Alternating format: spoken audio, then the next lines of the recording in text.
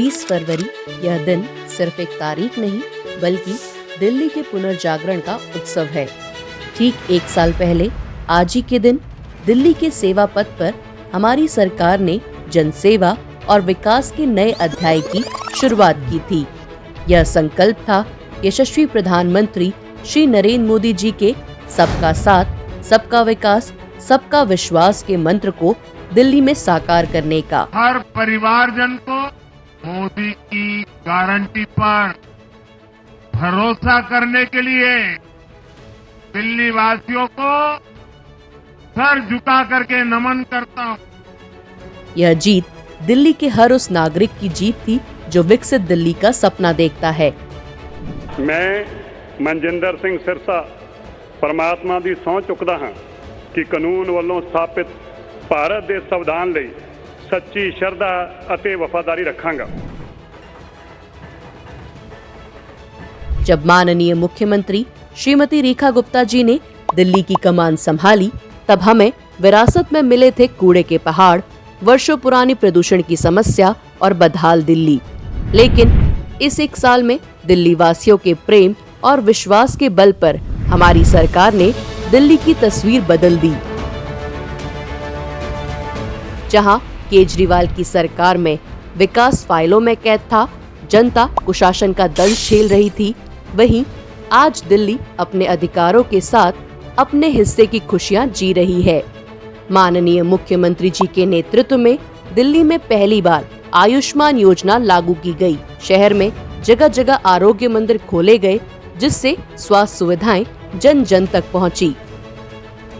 यशस्वी प्रधानमंत्री श्री नरेंद्र मोदी जी के आह्वान पर दिल्ली ने एक पेड़ मां के नाम कार्यक्रम का ऐसा भव्य आयोजन किया जिसमें 70 देशों के राजदूतों ने पौधारोपण किया और पूरे विश्व को प्रकृति संरक्षण का संदेश दिया। दिल्ली को विरासत में मिले कूड़े के पहाड़ों को लगातार कम करने का काम हमारी सरकार कर रही है। यहाँ से हर दिन 30 से 35 हजार मेट्रिक टन कूड़ा साफ किया जा रहा है। प्रदूषण के विरुद्ध दिल्ली के युद्ध में हमने MRS मशीनें, anti smog gun, water sprinkler और लिटर पिकर जैसी आधुनिक मशीनें दिल्ली की सड़कों पर मुस्तैद की। साथ ही 100% सड़कों की कारपेटिंग की जा रही है। दिल्ली में 62 हॉटस्पॉट की पहचान कर वहां प्रदूषण नियंत्रण का काम किया जा रहा है। वायु गुणवत्ता की निगरानी के मद्देनजर दिल्ली सरकार ने वायु रक्षक फ्लीट्स की शुरुआत भी की है।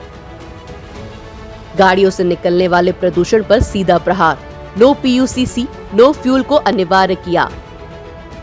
दिल्ली में इलेक्ट्रॉनिक व्हीकल्स पर जोर देकर आज देश का सबसे बड़ा EV बस हब बना दिया। उद्यमियों को बढ़ावा देने के लिए हमारी सरकार निरंतर काम कर रही है। छोटे उद्योगों को 10 करोड़ तक बिना guarantee loan, trader welfare board का गठन, ग्रीन इंडस्ट्री के लिए CTO अवधि 120 से घटाकर 20 दिन की गई। दिल्ली में पहली बार रिच क्षेत्रों को आधिकारिक मान्यता दी गई और 15 नमो वन, 2 मियावाकी वन और श्री गुरु तेग बहादुर जी के 350वें शहीदी दिवस के उपलक्ष्य में स्मृति वन की स्थापना का निर्णय लिया गया। अंत्योदय के मंत्र को साकार करते हुए माननीय मुख्यमंत्री जी ने अटल कैंटीन की शुरुआत की, जहां मात्र 5 रुपए में हर जरूरतमंद को भरपेट पौष्टिक भोजन मिल रहा है।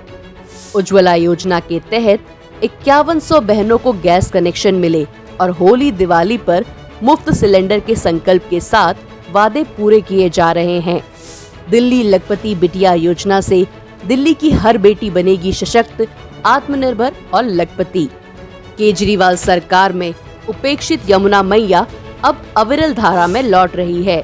जहां पहले यमुना जी पर छठ मनाने पर केस होता था, वहीं हमारी सरकार में यमुना घाट पर छठ महापर्व भव्य रूप से मनाया गया।